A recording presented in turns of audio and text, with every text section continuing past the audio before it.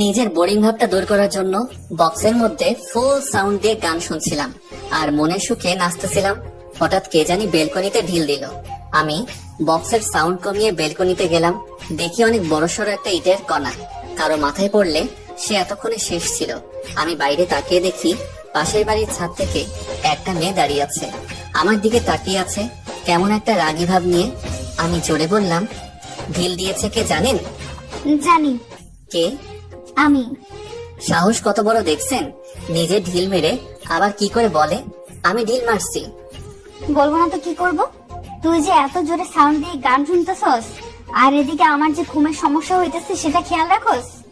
আমি মনে মনে ভাবলাম, আরে এই মেয়ে তো গায়ে পড়ে ঝগড়া করতে আসছে, আমিও কম না, দেখি কতক্ষণ ঝগড়া করতে পারে। আমার ঘরে আমি গান শুনতেছি, তাতে আপনার কি? তোর সাহস তো কম না। জানিস আমি কে? কে আবার? যত সব আজাইরা মেয়ে। তোরা যে বাসাতে থাকো সেটা কার বাসা জানোস? এটা আমার কাকার বাসা। এখন বললে সাথে সাথে তোদের বের করে দিবে। ভাবলাম যদি বলে দেয়, আর যদি বলে বাসা ছেড়ে দিতে, পরে কি হবে? দূর, আমি হার মানবো না, পরেরটা পরে দেখা যাবে। বলেন বলেন, তাতে আমার কিচ্ছু যায় আসে না। বক্স একটা না 10টা লাগিয়ে শুনবো। দাঁড়া, তোরে দেখাচ্ছি মজা। এই বলে আরেকটা ইটের কোনা হাতে নিয়ে ঢিল দিয়ে বসলো।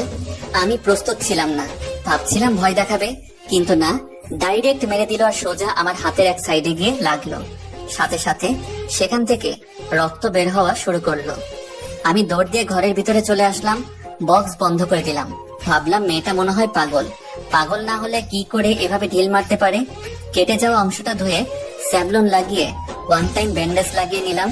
বেলকনিতে উকি দিয়ে দেখি মেয়েটা আসেনি, দেখি এই কড়া রোদের মধ্যে বসে আছে। পাগল নাকি? থাক, পাগলকে ডিস্টার্ব করে লাভ নেই। ভাবলাম কোনো সুস্থ মানুষ এরকম করতে পারে না। যদি ঢিলটা মাথায় লাগতো তাহলে এতক্ষণে আকাশে থাকতাম। এমন সময় কে জানি দরজায় টোকা দিল। খুলে দেখি মা, বাবা আর ছোট বোন। মা আমার হাতে ব্যান্ডেজ দেখে বলল, কি রে, তোর হাতে ব্যান্ডেজ কেন? আরে দরজার একটু আঁচড় লাগছে। ভালো হয়েছে, খুশি হয়েছি। আমার বোনের নাম মরিয়ম, মার নাম আসমা, আব্বার নাম আব্দুল হাসান। আমি মরে গেলেও তো তুই খুশি হবি। হয়েছে, চুপ কর, এখন ঘরে ঢোক। দরজা খুলে আমার ঘরে চলে আসলাম, এসে শুয়ে রইলাম। আসলে আমরা এই বাড়িতে নতুন উঠছি, আমাদের আসল বাড়ি নরসিংদী। আমি হয়েছি ঢাকায় ছোটবেলা থেকে। ঢাকায় কিন্তু সমস্যা হলো, কোনো বাসা আর এলাকা স্থায়ীভাবে হলো না। আমার এই 22 বছরে মনে হয় 10 বার বাসা চেঞ্জ করছে আব্বাই, এইবারও তাই হয়েছে। আমার আব্বা একজন উকিল, সে অনুযায়ী সবাই সম্মান করে। গত 2 দিন আগে এই বাসায় উঠছি আমরা। আজকে সকালে নতুন বাসার কিছু কেনাকাটার জন্য তারা বাজারে গিয়েছিল। সকাল থেকে একা, তাই একটু গান শুনছিলাম। তারপরও এই কাহিনী। বেলকনিতে থেকে উকি দিয়ে দেখি মেয়েটা নাই। মেয়েটাকে মনে হলো আমার থেকে বড়। মরিয়ম এসে দরজায় টোকা দিল আর বলল, ভাই, মা ডাকতেছে, খেয়ে যায় কে? তুই যা, আমি আসতেছি। খেয়ে দিয়ে দিলাম এক ঘুম। ঘুম থেকে উঠে বিকালে বের হলাম। একটা সিগারেট না খাইলে হবে না। এলাকার এক চিপার চায়ের দোকানে গিয়ে বসলাম। একটা চা আর একটা বেনসন খাইলাম। শরীরটা চাঙ্গা হয়ে গেল। সন্ধ্যায় বাসায় এসে পড়াতে বসলাম। পরদিন সকালে কলেজে যাওয়ার জন্য বের হলাম। রিক্সার জন্য দাঁড়িয়ে রইলাম বাসার নিচে। পাশের বাসা থেকে একটা মেয়ে বের হলো। আমি আর চোখে তাকিয়ে অবাক হয়ে গেলাম। আরে এ তো ওই মেয়েটা। আমি না দেখার ভান করে দাঁড়িয়ে রইলাম। কে জানি আমাকে ডাক দিল। মনে হলো মেয়েটা। মনে হয় গতকালকের ঘটনার জন্য মাপ চাইবে। ওই দেখে যা। আমাকে ডাকছেন? হুম। আমি কাছে গিয়ে দাঁড়ালাম। মেয়েটি বলল, গতকাল কি তুই ফুল সাউন্ড দিয়ে গান শুনছিলি? আমি মনে মনে ভাবলাম, এখন যদি বলি আমি, তাহলে আবার মাইর দিবে নাকি? তার চেয়ে ভালো না করে দেই। না, আমার তো মোবাইলই নাই, গান তো দূরের কথা। মিথ্যা বলবি না। মোবাইল যদি পাই, মোবাইল কিন্তু আমার। না মানে মোবাইল আছে, কিন্তু গান আমি শুনি নাই, সত্যি বলছি। মিথ্যা কথা বলার আর জায়গা পাস না। আমার স্পষ্ট খেয়াল আছে তুই ছিলি এটা। সত্যি বলছি আপু। থাবড়াইয়া সবগুলো দাঁত ফালায় দিব আবার মিথ্যা বললে। সরি আপু, মাফ করে দেন। নেক্সট টাইম যদি এরকম জোরে সাউন্ড দিয়ে গান শুনোস তাহলে তোর খবর আছে। চর খাওয়ার আগে ভাগ। আমি সেখান থেকে রিক্সা নিয়ে চলে আসলাম। ভাবলাম মাপ চাইবে, কিন্তু হলো কি, আমি মাপ চেয়ে কোল পাই না। দূরে সব আলতু ফালতু মেয়েদের থেকে দূরে থাকাই ভালো। কলেজ থেকে এসে লিফটের জন্য ওয়েট করতেছি। আমাদের ফ্ল্যাট হলো 6 তলায়। তখনই বাড়ির মালিকের ছেলের সাথে দেখা হলো। ওনার নাম নিলয়। নিলয় ভাই বলল, সাকিব, কি খবর? সরি, আমার নাম সাকিব, বলতে ভুলে গেছি। এই তো ভাই, আলহামদুলিল্লাহ ভালো। আপনার? ভালো। কোথায় গিয়েছিলে? কলেজে। তুমি জানি কোন ইয়ারে? Second year. ভালো করে পড়াশোনা করো। জি ভাই। তুমি বলে জুড়ে সাউন্ড দিয়ে গান শোনো। আরে ভাই, তেমন কিছু না, একটু শুনছিলাম। গান শোনো ঠিক আছে, কিন্তু সাউন্ড কমিয়ে শোনো। পাশের বাড়ি থেকে কমপ্লেন দিয়েছে আমার কাছে। ওকে ভাই। ওকে, যাও তাহলে। আমি রুমে চলে আসলাম। ভাবলাম কি আজব মেয়ে বাবা, নিজে কতক্ষণ বকলে আবার বাড়িওয়ালার কাছে বিচার দিল, আবার আমার হাতও ঢিল দিয়ে কেটে ফেললো। এসব ফালতু মেয়েদের থেকে দূরে থাকাই ভালো। আমি পাশের বাড়ির ছাদে তাকিয়ে অবাক হয়ে গেলাম। দেখি ওই মেয়েটা মনের সুখে সিগারেট টানতেছে। আমি মোবাইল দিয়ে ছবি তুলে নিলাম। ভাবলাম পরে ব্ল্যাকমেইল করে কোনো মাইরের জায়গা থেকে বাঁচা যাবে। আমি বেলকনিতে গিয়ে কানে হেডফোন লাগিয়ে গান শুনতে লাগলাম, আর মেয়েটাকে দেখতে লাগলাম কি করে। বেলকনিতে গিয়ে আমাকে দেখে সিগারেট খাওয়া বন্ধ করে ফেলে। আমাকে লক্ষ্য করে বলল, কিরে তুই সারাদিন ব্যালকনিতে কি করস? আমি কান থেকে হেডফোন খুলে বললাম, সারাদিন বেলকনিতে মানে? মাত্রই তো আসলাম, আর আমাদের বেলকনিতে আমি আসবো না? না, তুই আসবি না। কেন আসবো না? ভাড়া দিয়ে থাকি না? আমার মুখের উপর তর্ক করস? তর্কের কি আছে? আমাদের বেলকনিতে আমি আসবো না তো কে আসবে? যত সব আজাইরা কথাবার্তা। আপনার নামে বাড়িওয়ালার কাছে বিচার দিব। আমি আজাইরা কথাবার্তা বলি? হুম। তোর সাহস দেখে আমি অবাক হয়ে যাচ্ছি। তোরে যদি আমি এ বাসা থেকে বের না করি তাহলে আমার নাম সুবর্ণা না। তাহলে মেয়েটির নাম সুবর্ণা। যাই হোক, নামটা পছন্দ হয়েছে। আপনি বালটা ফালাইবেন। আমি বকা দিয়ে সাথে সাথে মুখে হাত দিয়ে বসলাম। কি বলি তুই? কিছু না, বলছি আপনার নামটা অনেক কিউট। ফাজলামি করস? তুই ভুলে যাস না আমি তোর থেকে বড়। জানি আপু। যা ভেতরে যা, ব্যালকনিতে যাতে না দেখি। ওকে আপু। এই বলে আমি ভিতরে চলে আসলাম। আসলে ওদের বাড়িটা 5 তলা, কিন্তু আমরা থাকি 6 তলা, যার কারণে ওদের ছাদ আমার বেলকনির সমান সমান হয়। আমি বিকালে বের হলাম, একটা চিপা বিচারতেছি সেখানে শান্তি মতো সিগারেটটা খাওয়া যাবে। অবশেষে মনে হলো পাইছি। আমি সোজা চিপাই ঢুকে গেলাম। গিয়ে যা দেখলাম সেটা দেখার জন্য আমি মোটেও প্রস্তুত ছিলাম না। দেখি সুবর্ণা আর একটা মেয়ে বসে আছে, তারা মনের শোকে সিগারেট টানতেছে। আমাকে দেখে অবাক হয়ে যায়, সাথে সাথে সিগারেট খাওয়া বন্ধ করে ফেলে বলল, কিরে তুই এখানে কি করস? তেমন কিছু না আপু, এলাকাটা একটু ঘুরে দেখছিলাম। এলাকা খুবই ভালো কথা, কিন্তু তুই এই চিপাই কেন? আমি ভাবছিলাম এখান দিয়ে কোনো রাস্তা আছে। আমার তো বিশ্বাস হয় না। এই সাদিয়া ওরে চেক করতো। সাদিয়া চেক করে আমার কাছ থেকে একটা বেনসন পেল। বেনসনটা নিয়ে সুবর্ণার কাছে দিল। সুবর্ণা বলল, আমিও ভাবছিলাম তুই কি করে এত সাধু হতে পারস। আসলে আপু, এটা আমার না, ওই সামনে আমার এক বন্ধুর জন্য কিনছিলাম। চুপ, একদম চুপ। এত মিথ্যা কথা তুই কোথা থেকে বলস? সরি আপু। তুই যে সিগারেট খাস এটা সোজা তোর বাপের কাছে বিচার চাইবে। কিন্তু আপনিও তো খান। আমার সাথে ঠোঁট তুলো না। হুম। এখন বিচার না দিতে পারি একটা শর্তে। কি? আমাদের দুজনকে তোর খাওয়াতে হবে। আমি এই ফাঁকে ওই দিন যে ছাদে দাঁড়িয়ে সিগারেট টানছিল ওই ছবিটা সুবর্ণাকে দেখাইলাম। সুবর্ণা দেখে কতক্ষণ হাসলো, তারপর নিজের ফেসবুক প্রোফাইলের ছবিগুলো দেখাইলো। দেখে আমি পুরো অবাক। দেখি সুবর্ণা ওপেনলি সিগারেট মুখে নিয়ে ছবি তুলে ফেসবুকে পোস্ট দিয়েছে। তারপর একটা দুইটা না, অনেকগুলো। আমার মুখের অবস্থা দেখে সুবর্ণা বলল, এখন যাবি নাকি তোর বাপের কাছে যাব? যাইতেছি আপু। আমি দোকান থেকে তাদের জন্য আইসক্রিম নিয়ে গেলাম। আইসক্রিম পেয়ে ওদের আনন্দ আর দেখে কে। এতক্ষণে আমার ওই বেনসনটা ওরা সাবার করে ফেলেছে। আমি বললাম, আপু আমি তাহলে যাই। দাঁড়া, আমিও যাব। সাদিয়া জায়গা, পরে কথা হবে। রাস্তায় রাস্তায় হাঁটতে হাঁটতে আমাকে জিজ্ঞেস করলো, কিরে তোর নাম কি? সাকিব। কিসে পড়স? অনার্স সেকেন্ড ইয়ারে। ভালো। এতক্ষণে সে আইসক্রিম খেয়ে শেষ করলো আর বলল, শোন, এখন থেকে আমাকে প্রতিদিন একটি করে আইসক্রিম খাওয়াতে হবে, না হলে তোর বাপের কাছে বলে দিব। আমি এমন কথা শুনে অবাক হয়ে দাঁড়িয়ে রইলাম। আমার অবস্থা দেখে সুবর্ণা হেসে শেষ। আমি তার হাসির দিকে অবাক হয়ে তাকিয়ে রইলাম। এটা কোনো মেয়ে হাসছে নাকি কোনো পরী হাসছে সেটাই ধরা মুশকিল। হাসতে হাসতে বলল, আরে মজা করছিলাম। মজা তো করবেনি, এখন একটা দোষ পাইছেন না? ওই দেখ তোর বাপ, এখন কিন্তু গিয়ে বলবো। দেখি আব্বা কার সাথে জানি কথা বলতেছে। কিন্তু সুবর্ণা আপু জানলো কি করে এইটা আমার আব্বা? না আপু প্লিজ বললেন না, আপনি যা বলবেন তাই খাওয়াবো। ভয় পাস না, যা, বলবো না। ধন্যবাদ আপু, আর ভুলেও আপনার সামনে পড়বো না বলে দিলাম এক দৌড়। দৌড়ে বাসায় চলে আসলাম।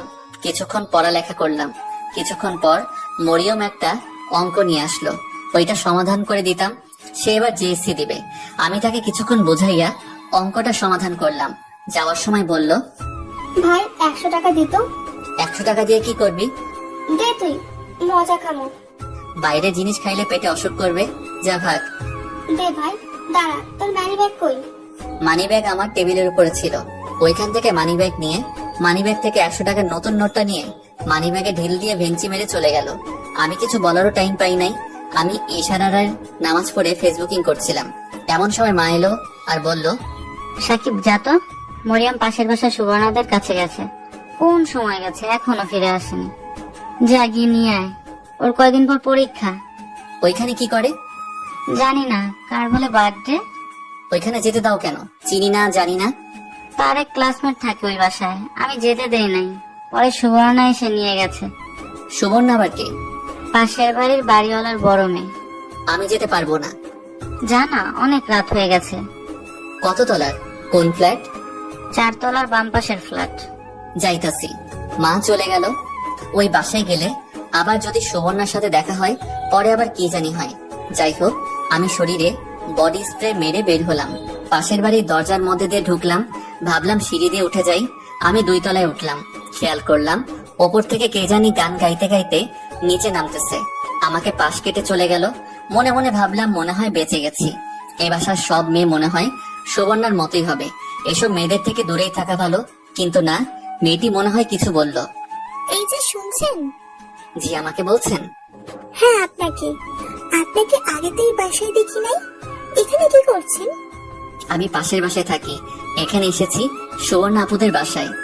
কিন্তু এই বাসা তো কোনো সুবর্ণা থাকে না। কি বলেন? আমার মতো বলল। 4 তলার বাম পাশের ফ্ল্যাটে থাকে। আপনার মা কিছু জানে না।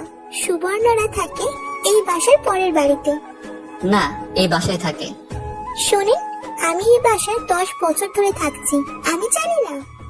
কিন্তু মা তো বলল, আর আমিও দেখছি সুবর্ণা এই বাসায় থাকে। বললাম না এই বাসায় থাকে না। এখন যদি আপনার উপরে যান, তাহলে আপনার নামে কমপ্লেইন দিব। আপনি এই বাসায় চুরি করার জন্য ঢুকেছেন। এই মেয়ের এই কথা শুনে আমি কথা বলার ভাষা হারিয়ে ফেলেছি। মেয়েটি বলে কি দেখো, জানতাম মালিক যেমন ভাড়াটিয়ারা তো ওই রকমই হবে। কি বলবো কিছুই বুঝতেছি না। আমি বললাম, যান আপনি গিয়ে বলেন। মেয়েটা আমার হাত ধরে চিৎকার করতে থাকে, চোর ধরেছে, চোর, চোর, চোর, চোর। ছাড়েন আমাকে, ছাড়েন, ছাড়েন বলছি। ওপর থেকে এক মেয়ে এসে বলল, মিলি, কি হচ্ছে এখানে? আমি চেয়ে দেখি সুবর্ণা। যাক, মনে হলো বাঁচা গেল। তার মানে শয়তান মেয়েটার নাম মিলি। আপা চোর ধরেছি, আপনাদের ফ্ল্যাটে চুরি করতে আসছে। মিলি, ওকে ছাড় আর নিচে যা। সবার সাথে এরকম করতে নেই। যাচ্ছি আপু। মিলি চলে গেল। আমি বললাম, আপু আমি কিছুই করি নাই। ও আমাকে কথার প্যাচে ফেলে চোর চোর বলতেছে। এই কথা শুনে সুবর্ণা কিছুক্ষণ হাসলো, বলল, তোর মতো বোকা আমি আর দেখিনি। একটা পিচ্চি মেয়ে, তাকে কি বোকাটাই না বানালে? এই বলে আরো কতক্ষণ হাসলো। আমি বোকার মতো দাঁড়িয়ে রইলাম। সুবর্ণার হাসিটা আমার খুব ভালো লাগছে। সুবর্ণা একটা আধুনিক ডিজাইনের 3 পিস পরছে, একেবারে তাকিয়ে থাকার মতো। সারাদিন তাকিয়ে থাকলে মনের তৃপ্তি মিটবে না, কিন্তু আমার তো বড় আপু লাগে। আমি কেন তাকাতে যাব? সুবর্ণা বলল, বল কেন আসছস? মরিয়মকে নিতে। ও, উপরে আয়। আমি সুবর্ণার পিছনে পিছনে ওদের ফ্ল্যাটে গেলাম। মরিয়মকে ডাক দিল। মরিয়ম আসলে সুবর্ণা মরিয়মের হাতে একটা ব্যাগ ধরিয়ে দিল। আমি মরিয়মকে নিয়ে আসার সময় জিজ্ঞেস করলাম, তুই সুবর্ণা আপুদের সাথে এত তাড়াতাড়ি ফ্রেন্ড করলি কিভাবে? সুবর্ণা আপুর ছোট বোন, আমার ক্লাসমেট। ও, তুই সুবর্ণা আপুর নাম জানলি কোথা থেকে? মা বলছে। সুবর্ণা আপুকে আমার খুব ভালো লাগে। কেন? আমাদের সাথে খুব হাসি খুশি থাকে আর অনেক অনেক মজার কথা বলে, যেগুলো শুনলে তুই তো হাসতে হাসতে শেষ হয়ে যাবি। ভালো। আমি বাসায় এসে রাতে শুয়ে শুয়ে ফেসবুক চালাইতেছি। অনেক কষ্টে সুবর্ণার আইডি বের করি, তাকে ফ্রেন্ড রিকোয়েস্ট পাঠাই। এভাবে কিছুদিন চলে যায়। একদিন রাতে সিগারেট খাওয়ার জন্য আমাদের বাসার ছাদে গিয়েছিলাম। গিয়ে যা দেখলাম তা বিশ্বাস করার মতো না। দেখি সুবর্ণা আপুর নিলয় ভাই অন্তরঙ্গ হয়ে বসে আছে। ভালো। আমি বাসায় এসে রাতে শুয়ে শুয়ে ফেসবুক চালাইতেছি। অনেক কষ্টে সুবর্ণার আইডি বের করি, তাকে ফ্রেন্ড রিকোয়েস্ট পাঠাই। এভাবে কিছুদিন চলে যায়। একদিন রাতে সিগারেট খাওয়ার জন্য আমাদের বাসার ছাদে গিয়েছিলাম। গিয়ে যা দেখলাম তা বিশ্বাস করার মতো না। দেখি সুবর্ণা আপুর নিলয় ভাই অন্তরঙ্গ হয়ে বসে আছে আর কি যেন কথা বলছে। আমি মোবাইল বের করে একটা ছবি তুললাম। কিছুক্ষণ পর দেখলাম সুবর্ণা আপু রেগে গেল আর কাঁদতে লাগলো। আমি তেমন কিছুই বুঝলাম না। মনে হলো সুবর্ণা আপু চলে যাবে, তাই আমিও চলে আসলাম। ভাবলাম সুবর্ণাকে এই ছবি পাঠিয়ে কিছু টাকা কামানো করা যাবে। আমি বাসায় এসে রাত 1টার সময় দেখি সুবর্ণা আপু অ্যাক্টিভ। আমি নক দিলাম। এই প্রথম। হ্যালো আপু, আমি সাকিব। কিছুক্ষণ পর মেসেজ আসলো। কি বল? আমি তাদের অন্তরঙ্গ ছবিটা পাঠিয়ে দিলাম। কি চাস বল? আমি একটা নাম্বার দিয়ে বললাম, এই নাম্বারে 5,000 টাকা পাঠিয়ে দিন। মনটা ভালো না, জ্বালাসটা। এখন আমি কি করব? টাকা দেন, না হলে ছবি ভাইরাল। কিছুক্ষণের মধ্যে দেখি বিকাশ অ্যাকাউন্টে 5,000 টাকা চলে আসলো। আমি বুঝতেই পারছি না কি হচ্ছে। টাকা চেক করে দেখি সত্যি সত্যি টাকা দিয়ে দিছে। আমি বিছানা থেকে উঠে নাচা শুরু করলাম। ভাবলাম সুবর্ণা আপু হয়তো ভালো হয়ে গিয়েছে। এমন সময় আমার মোবাইলে কল আসছে। দেখি সুবর্ণা আপুর নাম্বার। ফোন ধরলাম। হ্যালো, আসসালামু আলাইকুম। কে? ওয়ালাইকুম আসসালাম, আমি সুবর্ণা। আপু, আপনি এত রাতে? আমি। কিছু বলবেন? তুই যে ছবিটা তুলেছিলি ওই ছবিটা এখন কাট। টাকা যেহেতু দিয়েছেন, ছবি অবশ্যই কাটবো। তুই আমার থেকে টাকা নিছিস না, এর থেকে ডাবল আমি তোর থেকে নিব। দেখবো দেখবো। আজ খালি আমার মনটা ভালো না দেখা বেঁচে গেছিস। এই বলে ফোন কেটে দিলাম। বিছানায় শুয়ে ভাবতে লাগলাম, যাক অবশেষে সুবর্ণা আপুকে একটা শাস্তি দিতে পারলাম। যাক, মনটা অনেক শান্তি লাগতেছে। পরদিন সকালে কলেজে গেলাম। কলেজ থেকে রিক্সা দিয়ে আসতেছি, দেখি সুবর্ণা এক জায়গায় বসে আছে। আমি রিক্সা থেকে নেমে 2টা আইসক্রিম নিয়ে কাছে গেলাম আর বললাম, আপু ধরেন। আপু আমাকে দেখে একটা মুচকি হাসি দিল আর হাত থেকে একটা আইসক্রিম নিল। আমি দাঁড়িয়ে দাঁড়িয়ে আইসক্রিম খাওয়া ধরলাম। আপু আমাকে ইশারায় বসতে বলল। আমি পাশে বসলাম, কিন্তু অনেকখানি দূরে। আমি বললাম, আপু একটা কথা বলতে পারি? বলবো। না, চুপচাপ বসে থাক। ওকে। অনেক পার হয়ে গেল, ততক্ষণে আমার আইসক্রিম খাওয়া শেষ। আমি বসে মোবাইল টিপতেছি। কিছুক্ষণ পর আমি বললাম, আপু সিগারেটে আনবো? না, ছেড়ে দিয়েছি। এই বলে আপু দাঁড়িয়ে আমাকে ঠাস ঠাস করে 2টা চড় দিল। আমার হাসি মুখটা উবে গেল। আমি ফ্যাল ফ্যাল করে তাকিয়ে রইলাম আপুর মুখের দিকে। আপু বলল, তোর সাহস হয় কি করে আমাদের অন্তরঙ্গ ছবি তুলতে? তুই কয়দিন হয়েছে এই বাসায় আসছস? ওই দিন সিগারেট খাইছি, ওইটার ছবি তুলছিস, কিছু বলি নাই। আবার আমার কাছে টাকাও চাস? কত বড় সাহস! এই বলে আমাকে আরো 2টা চড় দিল। আমার চোখ দিয়ে পানি চলে আসলো। আমি কিছুই বলছি না, নিচের দিকে তাকিয়ে রইলাম। আমি মানিব্যাগ থেকে 5,000 টাকা হাতে নিয়ে দিয়ে দিলাম। দে, আমার টাকা দে। গতকাল মনটা ভালো ছিল না বলে তোকে কিছু করিনি, না হলে রাতেই তোকে একটা শিক দিয়ে ছাড়তাম। সরি আপু। রাখ তোর সরি। আর যদি জীবনেও তোকে আমার আশেপাশে দেখি তাহলে তোর খবর আছে।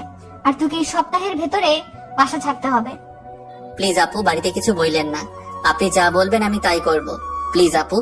তোর কিছুই করা লাগবে না, তুই শুধু আমার সামনে পড়িস না। আপু আর জীবনেও আপনার সামনে আসবো না। যত সব ছেঁচড়া মানুষ, কোথা থেকে যে এগুলো আসে। আর শোন, তোকে যেন আর ব্যালকনিতে না দেখি। আচ্ছা। সুবর্ণার মোবাইলে কে জানি কল দিল। কথা বলতে বলতে চলে গেল। আমি বোকার মতো বসে রইলাম। কোথা থেকে কি হয়ে গেল? মোবাইলটা বের করে দেখি চরের দাগ হয়ে গেছে।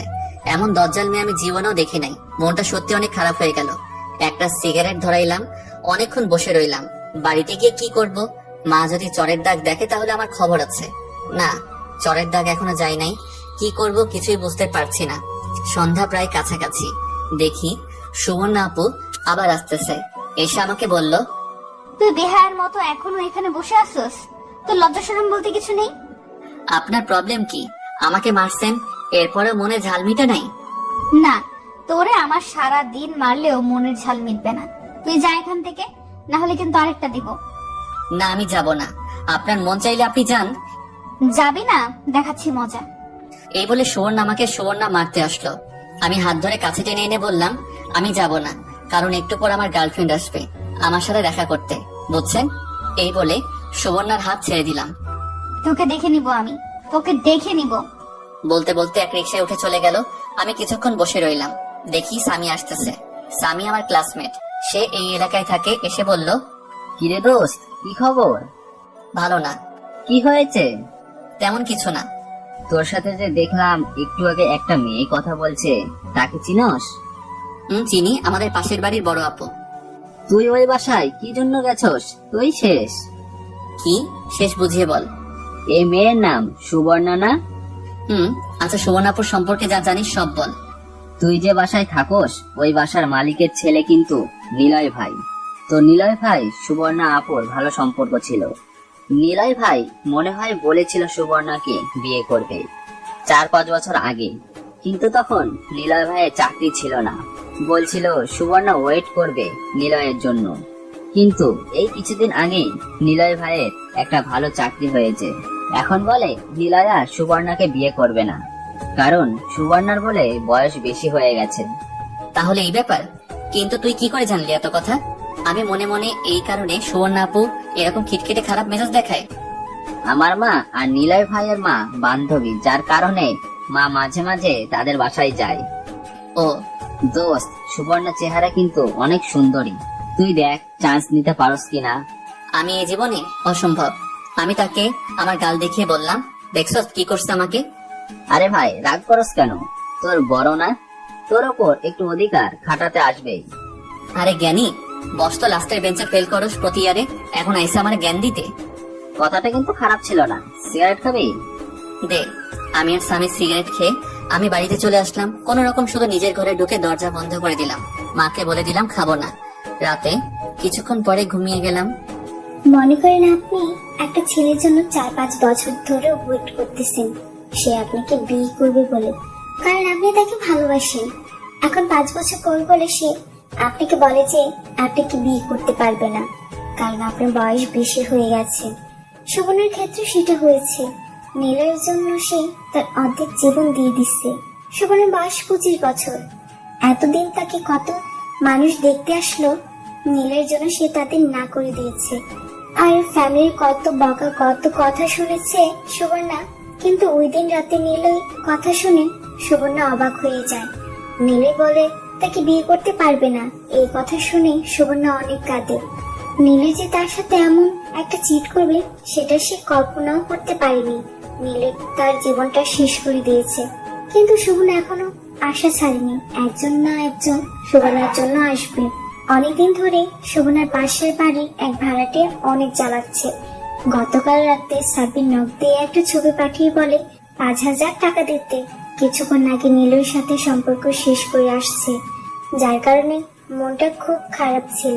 তাই কোনো চিন্তা ভাবনা না করে টাকা দিয়ে দিয়েছিল। কিন্তু আজকে সুবর্ণা তাকে ইচ্ছে মতো ধুলাই দিয়েছে। পিচ্ছি ছেলে কথা বেশি বলে। আরেকদিন সামনে আসো, আচ্ছা মতো আরো ধুলাই করে দিবে। এমন সময় সুবর্ণার মা ঘরে প্রবেশ করলো।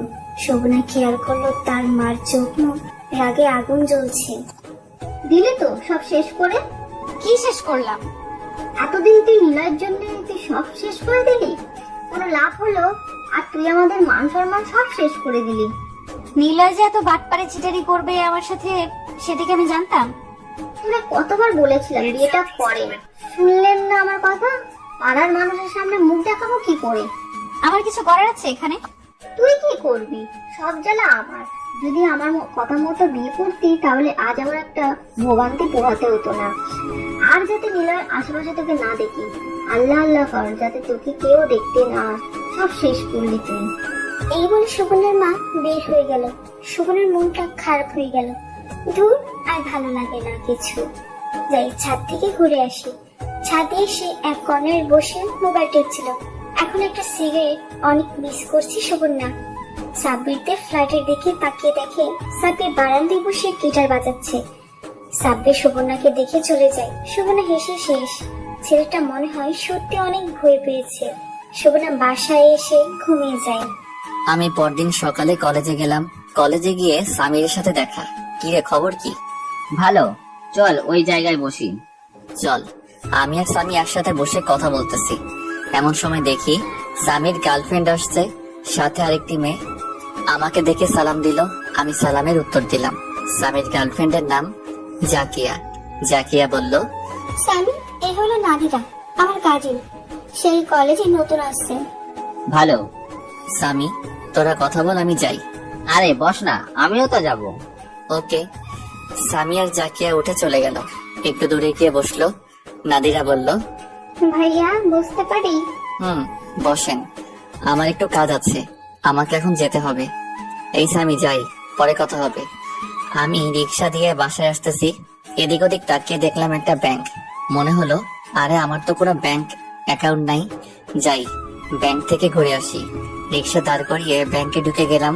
তাকিয়ে দেখি অনেক মানুষ। কার কাছে যাব? সামনে একজনকে বললাম, ভাই আমি নতুন একটা ব্যাংক অ্যাকাউন্ট খুলবো। 3 তলায় জমির ভাইয়ের সাথে দেখা করেন। আমি 3 তলায় এসে জমির ভাইয়ের টেবিল খুঁজে বের করলাম। দেখি অনেক মানুষ। কি করব? আমি 2-1 জনকে টপকিয়ে বললাম, ভাই নতুন একটা অ্যাকাউন্ট খুলবো।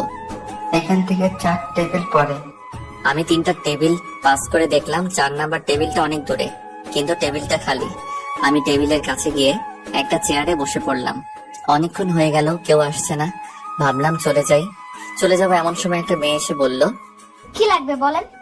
আমি তাকিয়ে অবাক না হয়ে পারলাম না। দেখি সুবর্ণা আমার সামনে দাঁড়িয়ে আছে। এখন কি করব? আমি চেয়ার থেকে উঠে চলে আসতে লাগলাম। ওই দাঁড়া, কোথায় যাস? এখানে আয়। আমি আবার কাছে গেলাম, চেয়ারে বসলাম। কি জন্য আসছস?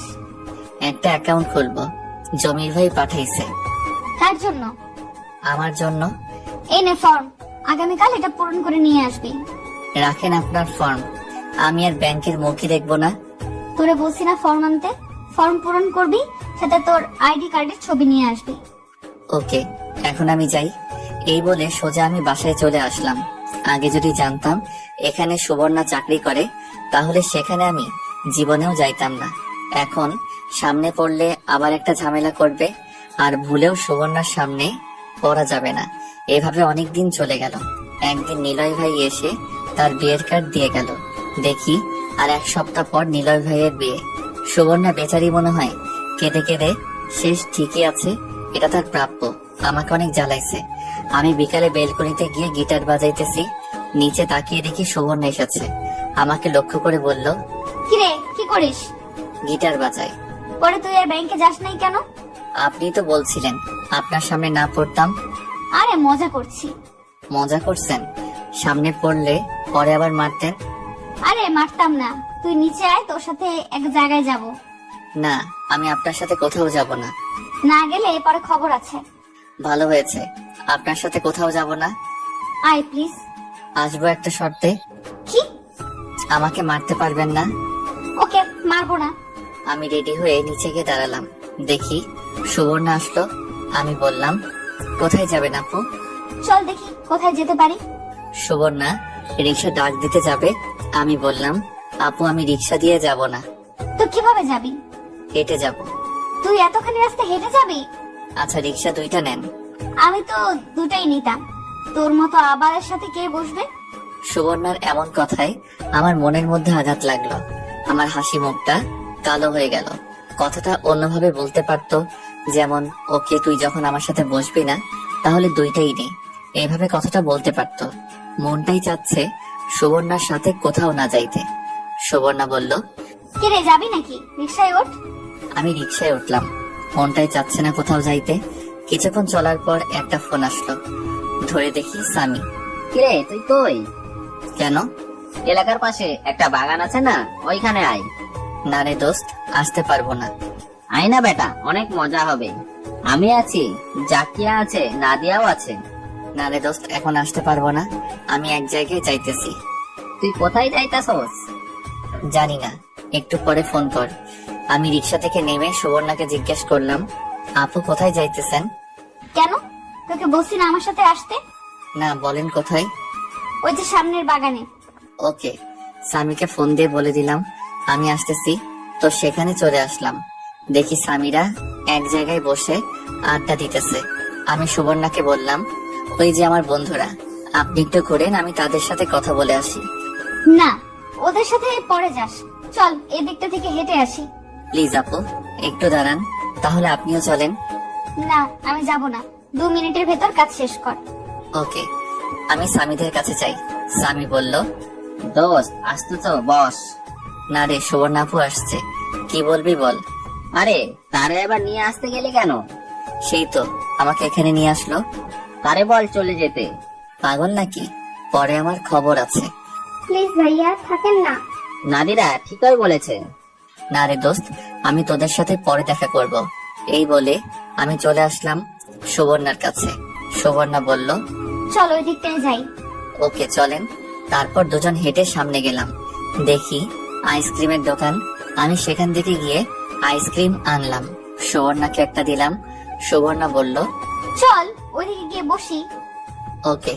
আমি আর সুবর্ণা গিয়ে বসলাম এক জায়গায়। আমি অনেকখানি দূরে বসলাম। সুবর্ণা বলল, তুই যে আমাকে ভয় পাস? অনেক। ভয় পাবি কেন? আমি কি বাঘ না ভাল্লুক? না, আপনি অনেক রাগী, তাই আপনাকে অনেক ভয় করে। আরে না, হুম আসলে তোকে অনেক মারছি, সেই জন্য সরি। আমি কিছু বলতে যাব, পেছন থেকে নাদিরা বলল, সাকিব ভাইয়া আপনার সাথে কথা ছিল। আমার সাথে?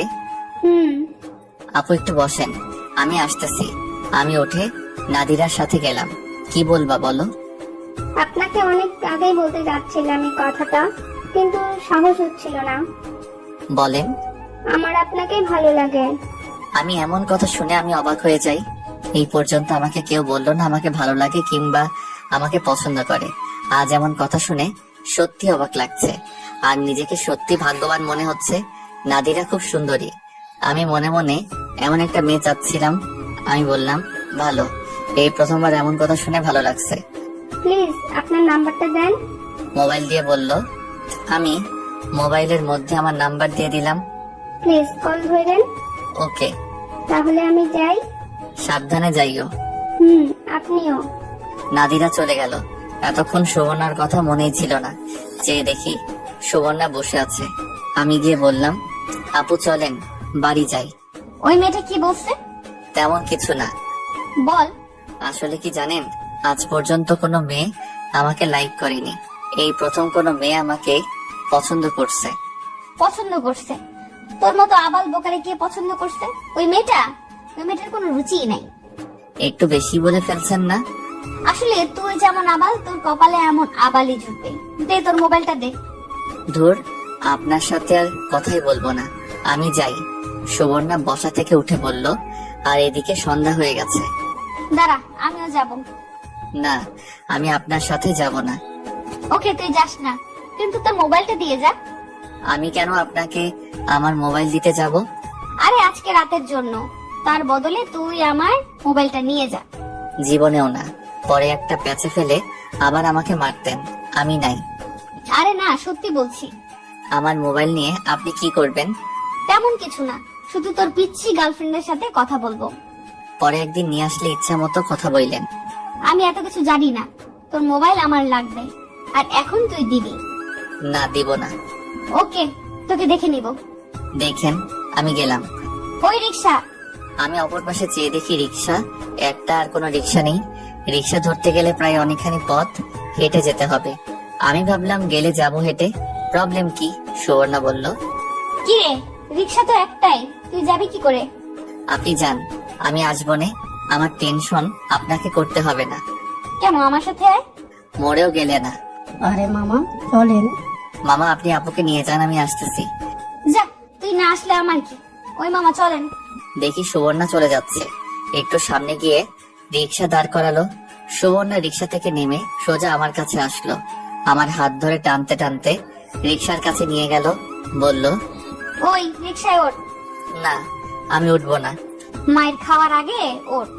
আমি ভাবলাম নিশ্চয়ই না উঠলে চর মেরে বসবে, তার চেয়ে ভালো উঠে যাই। আমি রিক্সায় উঠে পড়লাম। সুবর্ণা আমার পাশে উঠে পড়লো। একজনের শরীর আরেকজনের সাথে ধাক্কা লাগছে। আমি সুবর্ণার মুখের দিকে তাকালাম। দেখি সুবর্ণা জিনিসটা এনজয় করছে। আমি ভাবলাম ওর যদি কোনো প্রবলেম না থাকে তাহলে আমার কি প্রবলেম, আমিও এনজয় করি। যখন আমরা এলাকায় ঢুকি, সুবর্ণা বলল, মামা রিক্সা দাঁড় করান। রিক্সা দাঁড় করান কেন? এলাকায় ঢুকছস, এখন আমাকে আর তোকে যদি এইভাবে কেউ দেখে তাহলে তোর 12টা বাজাবে, আমারও 12টা বাজবে। কি 12টা বাজবে? ইস নাকা, যেন কিছুই বোঝে না। নাম রিক্সা থেকে, একটা রিক্সা নিয়ে আয়। আমি নেমে আরেক রিক্সা নিয়ে বাড়িতে আসলাম। এসে পড়াতে বসলাম। সামনে পরীক্ষা। সবসময় রেজাল্ট খুব ভালো হয় না, মোটামুটি হয়। আর অপেক্ষা করতে লাগলাম কোন সময় নাদিরা ফোন দেয়। সুবর্ণার সাথে আজকে একসাথে এক রিক্সায় বসলাম। এখানে আমার কোনো দোষ ছিল না, বিপদে পড়ে এমন হয়েছে। আমার তেমন কোনো ইচ্ছাই ছিল না। আমি পড়াতে মন দিলাম। কে জানি দরজায় কলিং দিল। মা গিয়ে দরজা খুললো। সুবর্ণার মনটা একটু ভালো না। আর কয়েকদিন পর নিলয়ের বিয়ে। নিলয়ের বিয়ের হওয়ার কথা ছিল সুবর্ণার সাথে, ওই বিয়ে হচ্ছে আরেকজনের সাথে। এমন কথা ভাবতেই ভিতরটা কেঁপে ওঠে সুবর্ণার। ওই দিন রাতে সুবর্ণার মা ঘরে আসে। সুবর্ণার মা এসে বলে, কি রে, এখন কি করবি? নিলয় তো বিয়ে করে ফেলতেছে। আমি করব কি? তোর বাবাকে রাস্তার মানুষ জিজ্ঞাসা করে তোর বিয়ের কথা। সব দোষ নিলয়ের। সব দোষ তো আর তোর বাবার। তুই যদি আমার কথা মতো বিয়ে করতি তাহলে এমন হতো না। মেয়ের সাথে সাথে বাপেরও তাল দিয়েছে, এখন বোঝো। এমন সময় সুবর্ণার আব্বা ঘরে ঢোকে। সুবর্ণার মাকে বলে চলে যেতে। সুবর্ণার আব্বা বলে, কিরে, তোর জন্য ছেলে দেখতেছি, তোর কি পছন্দের কেউ আছে? না আব্বা, আমি কি তোর জন্য ছেলে দেখবো? না আব্বা, আপনি আমাকে কিছুদিন সময় দেন, পরে আমি আপনাকে জানাইতেছি। তোরা 1 মাস টাইম দিলাম, 1 মাসের মধ্যে তুই কাকে বিয়ে করবি আমাকে জানা। ঠিক আছে আব্বা। 1 মাস পর আমি যাকে বলবো তাকে বিয়ে করতে হবে। ঠিক আছে আব্বা। এই বলে শোভনের বাবা চলে গেল। এখন শোভনা পাগলের মতো ছুটতেছে, কিন্তু কাউকেই পাচ্ছে না। একটা সময় ছিল শোভনার জন্য কত ছেলে পাগল ছিল। নীলয়ের মুখের দিকে তাকিয়ে সবাইকে ইগনোর করছিল, কিন্তু সেই নীলয় কুত্তার বাচ্চা এখন অন্য কাউকে বিয়ে করতেছে। শোভনা একজনকে পেয়েছে, সেটা আর কেউ না, সেটা হলো সাব্বির। সাব্বিরকে যদি ভালো করে দেখে তাহলে সাব্বির ভদ্র, হ্যান্ডসাম, সব দিক থেকেই পারফেক্ট। সমস্যা একটা, সেটা হলো বয়সে ছোট। কিন্তু সে কি শোভনাকে ভালোবাসবে? তোর কোনো মতে বিয়ে করতে পারলেই হবে। ভালোবাসবে না, তার কাছ থেকে ভালোবাসা আদায় করবে। এখন কাজ শুধু সাব্বিরকে লাইনে আনা। আজকে ঠিক হলো সাব্বিরকে নিয়ে কোথাও ঘুরতে যাবে। সেখানে গিয়ে দেখে একটা মেয়ে এসে সাব্বিরকে ভালোবাসে। এই মেয়েকে বিচার করতে হবে। তাই বলছিল সাব্বিরকে ফোনটা দিতে, কিন্তু সাব্বির তো দিবেই না। আর সুবর্ণা নাচরবান্দা রাতে গিয়ে সাব্বিরের বাসায় নক করলো। 2 বার নক করার পর সাব্বিরের মা এসে দরজা খুলে দিল। সুবর্ণা বলল, আন্টি আসসালামু আলাইকুম, কেমন আছেন? ওয়ালাইকুম আসসালাম। তুমি জানো কে? মনে পড়ছে, তুমি সুবর্ণা। জি আন্টি, আমি সুবর্ণা। ভিতরে এসো মা। সুবর্ণা ভেতরে গেল, দেখে সাব্বিরের মা রান্না করছে। সুবর্ণা বলল, আন্টি মরিয়ম কোথায়? ওই রুমে। সুবর্ণা প্রথমে মরিয়মের রুমে গেল। মরিয়ম সুবর্ণাকে দেখে দৌড়ে এসে জড়িয়ে ধরলো। সুবর্ণা আপু, তুমি আসছো? আমি তো বিশ্বাসই করতে পারছি না। তুমি কেমন আছো? জি আপু, অনেক ভালো। দেখি তুমি কি করতেছো? মরিয়ম সুবর্ণাকে অনেকগুলো ফুল দেখালো, যেগুলো মরিয়ম নিজের হাতে বানিয়েছিল। তারপর কিছু বই দেখালো, যেগুলো সে পড়ছিল। আরো অনেক কিছু দেখালো, শেষমেশ কিছু পরীক্ষার কিছু সাজেশন নিয়ে সুবর্ণা মরিয়মের রুম থেকে এসে সাব্বিরের মার কাছে এসে দেখে সাব্বিরের মা রান্না করছে। সুবর্ণা কি সাব্বিরের মাকে হেল্প করতে লাগলো। আরে কি করতেছো? দাও আমি করি। আন্টি, নুডলস আমি খুব ভালো রান্না করতে পারি। আরে তুমি করতে যাবে কেন? তুমি আসছো আমাদের মেহমান। আন্টি লজ্জা নিয়েন না, আপনি তো আমার মায়ের মতো, আপনাকে সাহায্য করা আমার কর্তব্য। মা, তুমি জানো কি করো? আন্টি আমি ব্যাংকে চাকরি করি। খুব ভালো। আর আমার পোলায় সারাদিন ঘুরে খায় আর পরীক্ষায় ফেল করে। সাকিবের কথা বলেন, ও তো খুব ভদ্র, আমার সাথে খুব ভালো ব্যবহার করে। যাও, এই নুডলসটুকু সাকিবকে দিয়ে আসো, আর এটা মরিয়মকে। আন্টি আঙ্কেল বাসায় নেই? না, এখনো আসেনি। ও ওকে, দিন, আমাকে দিন। সুবর্ণা মরিয়মকে দিয়ে আমার ঘরে গিয়ে টোকা দিল। আমি ভাবতেছি কে আসলো, কণ্ঠ চেনা চেনা লাগতেছে। দূর, সেসব দেখে লাভ নাই, আমার পড়া আমি পড়ি। একটু পর কে জানি দরজায় টোকা দিল। আমি বললাম ভিতরে আসেন। ভিতরে দেখি সুবর্ণা প্রবেশ করলো। সুবর্ণাকে দেখে আমি অবাক। আমি বললাম, আপনি এখানে? চুপ, এনে নুডলস খা। খাবো না। আমি দিছি না, তোর মা দিছে। আপনি আমাদের বাসায় কি করছেন? এসেছি তোর মার সাথে কথা বলতে। মার সাথে কি বলবেন? বলবো তুই আজকে একটা মেয়ের থেকে প্রপোজ পাইছিস এবং তোর নাম্বার নিয়েছে। তোরা আজকে রাতে কথা বলবি আর বানিয়ে বানিয়ে বলবো তুই মেয়েকে কিস করেছিস। তোরা একসাথে অনেক জায়গায় যাওয়ার প্ল্যান করছিস। এমন কথা শুনে আমি স্তম্ভিত। সুবর্ণা বলে, কি আপনি কি চান? তোর মোবাইল। আমি হেসে বললাম, এটা আমাকে আগে বললে হতো না? এই জন্য এসব মাকে বলতে যাবেন কেন? তোর মোবাইল রেডি কর, আমি যাওয়ার সময় নিয়ে যাব। কিন্তু আপনিও তো বলছিলেন আপনার মোবাইলটা আমাকে দিবেন। এই নে ধর, লক 2580। হুম, নুডলস খা। ওকে। এই বলে সুবর্ণা চলে গেল, কিন্তু আমার ভিতর থেকে ভয় যাচ্ছে না। যদি বলে দেয় সুবর্ণা মাকে, তাহলে আব্বার কানে গেলে আমাকে বাড়ি থেকে বের করে দিবে। এমনিতেই পরীক্ষার রেজাল্ট ভালো না, আবার যদি শুনে আমি এগুলো করি। আমি আরিপিতে শুনতে লাগলাম সুবর্ণা মাকে কি বলে। দেখি সুবর্ণা আর মা একসাথে বসছে নুডলস খাওয়ার জন্য।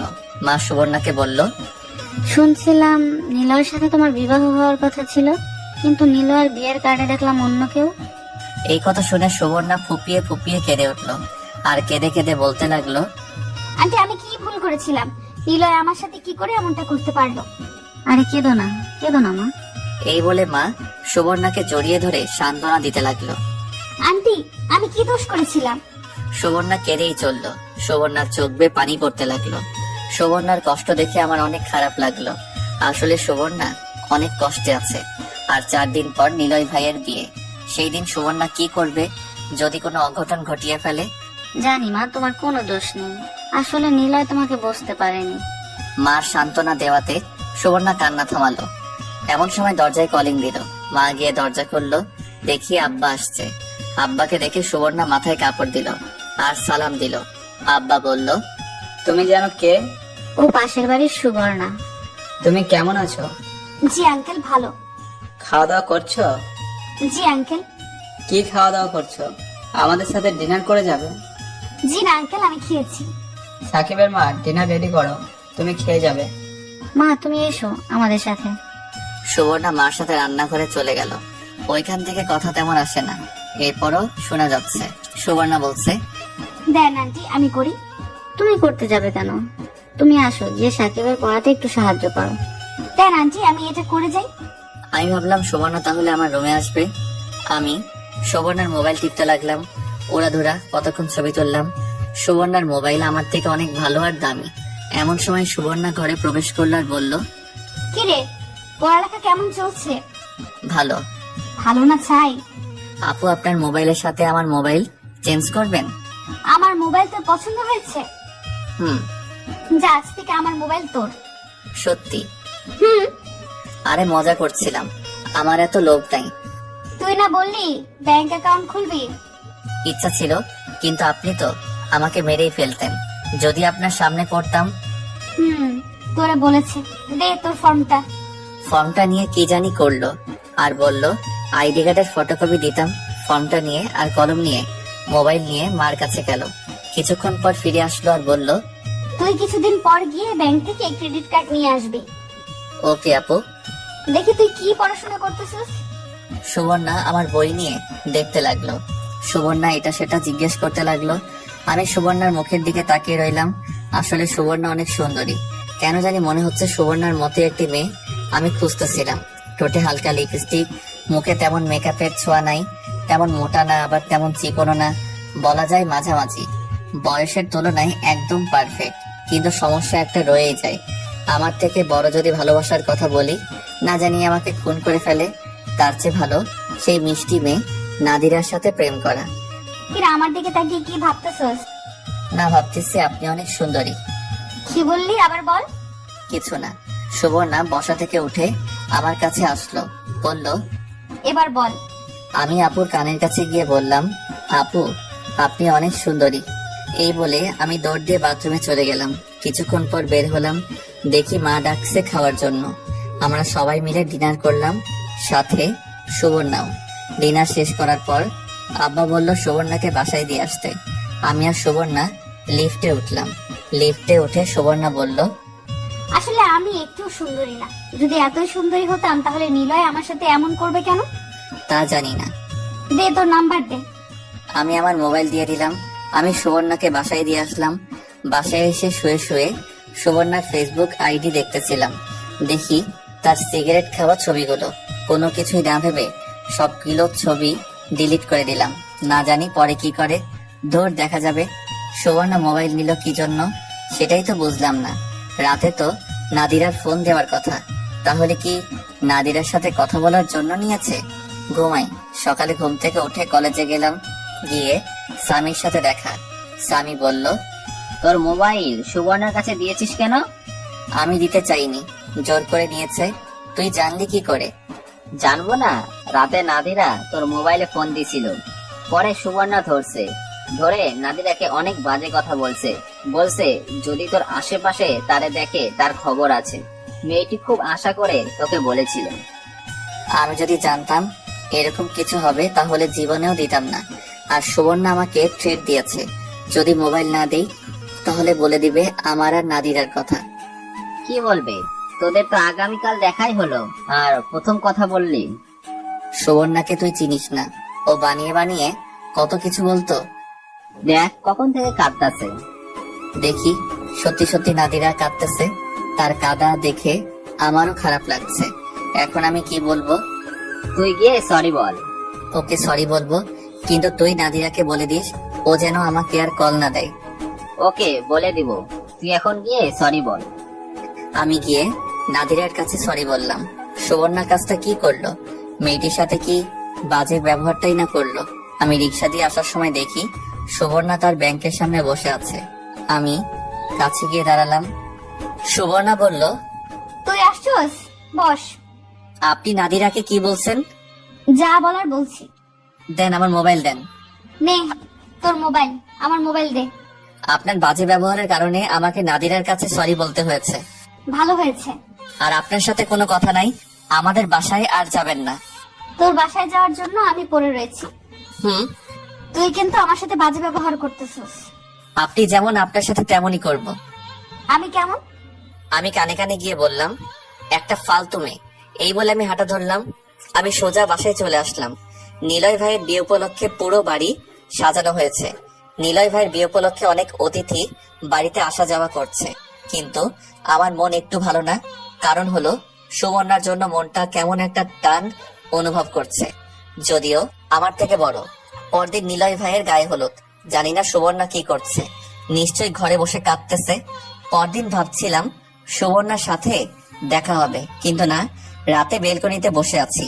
একটু পর দেখি সুবর্ণা ছাদে এসে এক কোনায় বসে পড়ছে। ভাবলাম নিশ্চয়ই সুবর্ণার মনটা খারাপ। আমি ডাক না দিয়ে ওদের বাসার ছাদে গেলাম। গিয়ে সুবর্ণার কাছে গেলাম। দেখি সুবর্ণা শাড়ি পরছে। কিছুটা অন্ধকার, কিন্তু বোঝা যাচ্ছে সবকিছু। এত সুন্দরী লাগছিল সুবর্ণাকে। আমি বললাম, আপু আমি সাকিব, কেমন আছেন? ভালো না রে? কেন, মন খারাপ? হুম। আমি ভালো করে তাকিয়ে দেখি সুবর্ণার চোখে পানি। আমি গিয়ে পাশে বসলাম। নিলয় ভাইয়ের জন্য মন খারাপ হচ্ছে। সুবর্ণা আমার গেঞ্জির কালার ধরে বলল, চুপ, ওই হারামির নাম আমার মুখের সামনে আনবি না। ওকে। তুই আমার থেকে কত বছরের ছোট? জানি না, আমার মতে তুই আমার থেকে 3 বছরের ছোট। হয়তো। তুই তো আমার ছোট ভাই। জি আপু। আমি তোকে একটা কথা বলতে চাই। বলেন। আমার আব্বু বলছে আমাকে 1 মাসের মধ্যে বিয়ে করতে, না হলে আব্বু যার কাছে মন চায় তার কাছে বিয়ে দিয়ে দিবে। সে তো ভালো কথা। আপনার আব্বু নিশ্চয়ই কোনো খারাপ ছেলের সাথে আপনাকে বিয়ে দিবে না। তা তুই ঠিক বলছিস, হুম। কিন্তু আমার কেমন জানি ভয় করছে। ভয়ের কি আছে? জানি না, আমাকে তোর কেমন লাগে? ভালো লাগে, কিন্তু কিন্তু কি? আমি দেখতে খারাপ?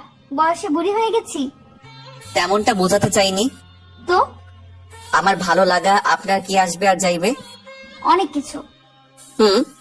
আর একটু কাছে এসে বস, আমার ভয় করছে। আমি কি করব বুঝতে পারছি না।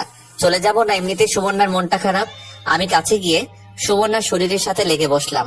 সুবর্ণার শরীর থেকে একটা মিষ্টি গন্ধ আসছে, যেটা আমার খুব ভালো লাগছে। সুবর্ণা বলল, এইভাবে সবসময় আমার পাশে থাকবি?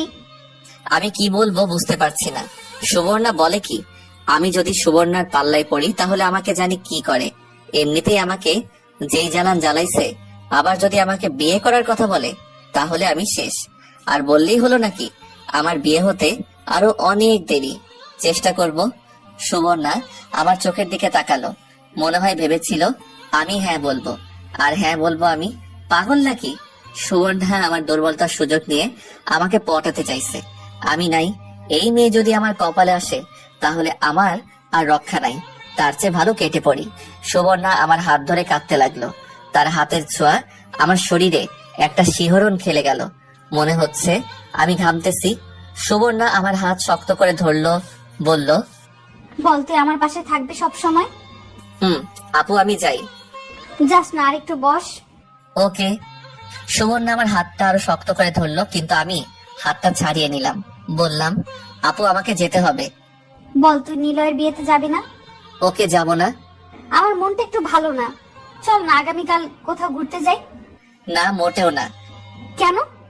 আপনার সাথে কোথাও না কোথাও গেলে একটা সমস্যা হবেই। যা, তুই যেখানে বলবি সেখানেই যাব। আমি যেখানে বলবো সেখানে। তারপরেও আমি আপনার সাথে কোথাও যেতে পারবো না। কেন? যদি কিছু হয়ে যায়। আরে কিছু হবে না, আমি আছি না। কোথায় যাব? আমার যাওয়ার মতো কোনো জায়গা নেই। তাহলে আমার সাথে চল। কোথায়? যে কোনো জায়গা, তুই শুধু আমার সাথে আসবি। ওকে, তাহলে আমি যাই। ওকে যা, চুপচাপ ঘরে বসে শুয়ে থাক, ঘর থেকে বের হবি না। না, ঘর থেকে বের হতেই হবে। কেন? একটা সিগারেট খেতে হবে। এখন চল আমার সাথে। ওকে, চলেন। আমি আর সুবর্ণা বাড়ি থেকে বের হয়ে মোড়ের দোকান পর্যন্ত পাশাপাশি হেঁটে গেলাম। গিয়ে একটা সিগারেট নিলাম। ধরিয়ে রাস্তার এক আড়ালে গিয়ে আমি সিগারেট টানতেছি। সুবর্ণা আমার পাশে এসে দাঁড়ালো, বলল, দে সিগারেট খাবো আমি। না, আপনি না ছেড়ে দিয়েছেন? এখন মন চাচ্ছে। মন চাইলে খাওয়া লাগবে। দে। আমি সিগারেট দিলাম। সে 2 টান দিয়ে আমাকে দিয়ে দিল। আমি সিগারেট শেষ করে বললাম, চলেন বাড়ি যাই। দাঁড়া। এই বলে আমার হাত ধরে টান দিয়ে একেবারে নিজের কাছে নিয়ে নিজের গোলাপি ঠোঁট 2টা আমার ঠোঁটে লাগিয়ে দিল। ছাড়তেছে না। 30 সেকেন্ড পরে ছাড়লো। এমন পরিস্থিতিতে আমি কি করব কিছুই বুঝতে পারছি না। সুবর্ণা এটা কি করলো, আমি এটা মেনে নিতে পারছি না। আমি বললাম, এটা কি করলেন? পাগল নাকি? পাগল হতে যাব কেন? তো এটা কি করলেন? যাতে তোর উপর কেউ অধিকার খাটাতে না আসে, সেজন্য আমি সেই অধিকার নিয়ে নিলাম। বললেই হলো? আমার মাথা গরম হয়ে যাচ্ছে। সুবর্ণার এমন কাজ আমি কোনোভাবেই মেনে নিতে পারছি না। বড় বলে সম্মান করি, কিন্তু তাই বলে এমন কাজ করবে? আমার মাথা গরম হলে কি জানি কি বলে ফেলি, তার কোনো ঠিক ঠিকানা থাকে না। তো চুপ, একদম চুপ। লুচ্চা মেয়ে, নিলয় ভাই আপনাকে খেয়ে ছেড়ে দিয়েছে। দেখছি না ছাদের মধ্যে আপনাদের কীর্তিকলাপ। বয়স্ক বুড়ি মেয়ে এখন আসছে আমার উপর অধিকার খাটাতে। আপনাদের মতো বেহায়া মেয়েদের আমি 2 চোখে দেখতে পারি না। আমার দুর্বলতার সুযোগ নিয়ে আপনি এমন কাজ কি করে করতে পারলেন? যত সব ফালতু মেয়ে, আর জীবনেও আমার ধারে কাছে আসবেন না। কি? আমি লুচ্চা মেয়ে, বয়স্ক বুড়ি, নিলয় আমাকে খেয়ে দিছে? ছি ছি সাকিব, ছি। তোকে আমি ভালো ভাবছিলাম। আপনি তো সবাইকে ভালো ভাবেন, নিলয় ভাইকে ভালো ভাবছিলেন না? দেখছেন কিভাবে আপনাকে খেয়ে ছেড়ে দিয়েছে। আমার তো মনে হচ্ছে আপনার পেটে। ঠাস ঠাস করে 2টা চড় দিল আমার গালে, আর বলল, চুপ কুত্তা চুপ, আর একটা কথা বললে তোকে আমি খুন করে ফেলবো। মারেন আমাকে, আরো মারেন। ঠিকই আছে, নিলয় ভাই আপনাকে ছেড়ে দিয়েছে। আপনার মতো মেয়েদের এমন হওয়াই উচিত। চুপ, কোনো কথা বলবি না। এই বলে সুবর্ণা জোরে জোরে চিৎকার করে কাঁদতে লাগলো। আমার যেন কি হয়ে গেছে, আমার মাথা ঠিক মতো কাজ করছে না। প্লিজ আপু, আমাকে ছেড়ে দেন, আমাকে আর জ্বালায়েন না। আমরা এই 1 মাসের মধ্যে আব্বাকে বলে বাসা ছেড়ে দেওয়ার চেষ্টা করতেছি। প্লিজ, আল্লাহর দোহাই লাগে, আমাকে আর জ্বালায়েন না। এই বলে আমি চলে আসলাম। আমার মাথায় রক্ত উঠে গেছে। কি কি জানি বলছিলাম সেটাই এখন খেয়াল আসছে না। বাসায় এসে দরজা বন্ধ করে শুয়ে পড়লাম। সাব্বির যাওয়ার পর শোভনা সেখানেই দাঁড়িয়ে রইল। শোভনের মাথা ঠিক মতো কাজ করছে না। কি সব ভাষা বলছে সাব্বির। সাব্বির এত নোংরা কথা বলতে পারে শোভনার আগে জানতো না। এর বিচার শোভনা করবে। শোভনা সেখানে দাঁড়িয়ে কাঁদতে লাগলো। চোখ মুছে বাড়ির দিকে হাঁটা ধরলো। বাসায় এসে শোভনা কোনো কথা না বলে শুয়ে পড়লো। শুয়ে শুয়ে ভাবতে লাগলো, সাব্বির এত নিচে নামতে পারে? নিলয় তো শোভনাকে এত নোংরা কথা বলেনি। সাব্বিরকে এর শিক্ষা দিতে হবে। শোভনা এমন কি করলো? শুধু একটা কিসই তো করলো। আর কিস তো প্রত্যেক ছেলেই পছন্দ করে। সকল ছেলেরাই তো চায় তার প্রিয়জনের কাছ থেকে। সাব্বির হয়তো এসব প্রথম, তাই মেনে নিতে পারিনি।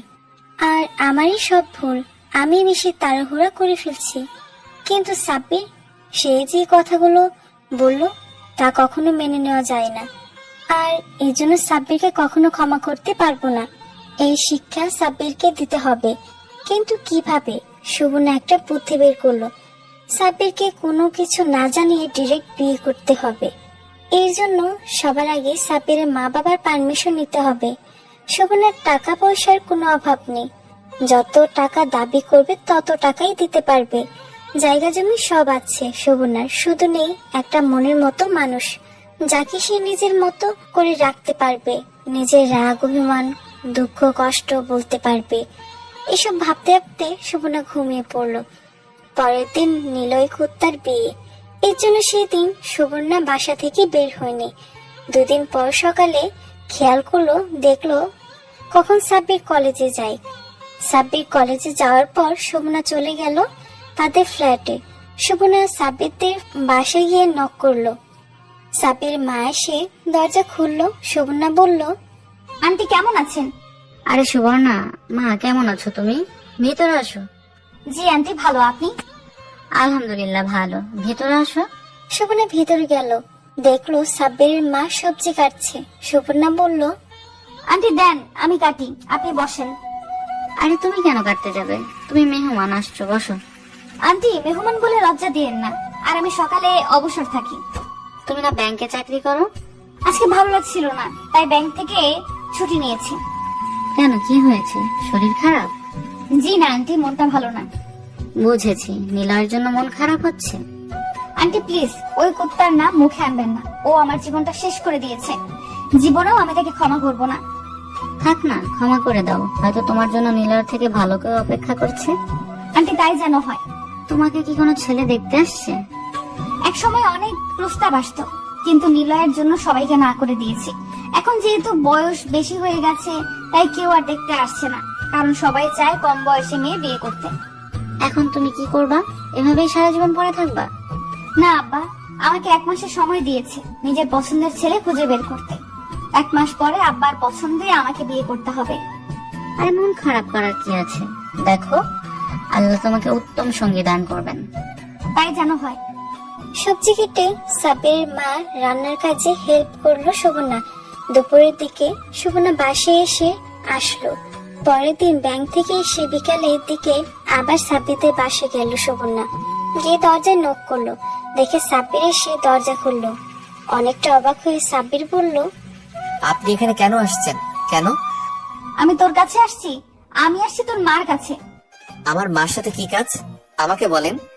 সেসব জেনে তোর কি লাভ? সর সামনে থেকে। আবার কি প্যাচ লাগাতে আসছেন? সরবি নাকি তোর মাকে ডাক দিব? মা অসুস্থ, কথা বলতে পারবে না, এখন চলে যান। সর বলতেছি। না।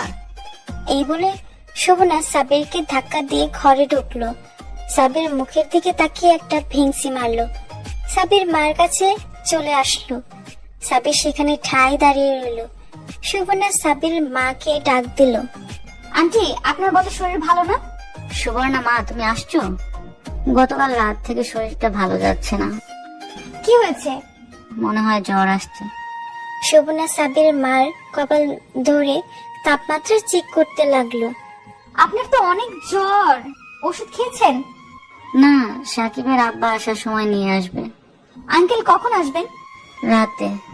এতক্ষণ অপেক্ষা করবেন? দাঁড়ান, আমি সাকিবকে পাঠাচ্ছি ওষুধ আনতে। তুমি কেন শুধু শুধু কষ্ট করতে যাবে? আন্টি এখন ওষুধ না খেলে জ্বর আরো বাড়বে। এই বলে শোভনা সাব্বিরের রুমে আসলো। এসে সাব্বিরের রুমে টোকা দিয়ে ভেতরে ঢুকে পড়লো। আসবো দেখি সাব্বির ট্রাউজার আর গেঞ্জি পরে রেডি হচ্ছে। শোভনাকে দেখে চুপচাপ দাঁড়িয়ে পড়লো। বলল, আপনি এখানে কেন? কোথায় যাওয়া হচ্ছে? ফুটবল খেলবো। কোথায়?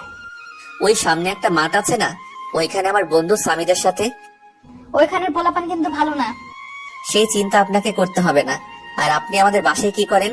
আপনার মতলব তো ভালো ঠেকছে না। তোর মার শরীরে অনেক জ্বর, আমি কয়টা ওষুধের নাম বলছি, ওই ওষুধগুলো কিনে দিয়ে যা। বলেন, নাম বলেন। শোভনা ওষুধের নাম বলল। সাব্বির সেগুলো নোট করলো মোবাইলে। শোভনা বলল, আর আসার সময় একটা স্যুপ নিয়ে আসিস। মরিয়ম কোথায়? মনে হয় ছাদে গিয়েছে খেলতে। ওকে যা, এই ওষুধগুলো নিয়ে আস, এইগুলো দিয়ে তারপর খেলতে যা। ওকে। এই বলে সাব্বির চলে গেল। কিছুক্ষণ পর ওষুধ আর স্যুপ নিয়ে আসলো সাব্বির। সাব্বির বলল, আপনি এত ভালো হলেন কবে? আমার তো বিশ্বাস হচ্ছে না। নিশ্চয়ই আপনার কোনো কুমতলব আছে। আমি তো সবসময় ভালোই ছিলাম, তুই শুধু আমাকে বুঝলি না।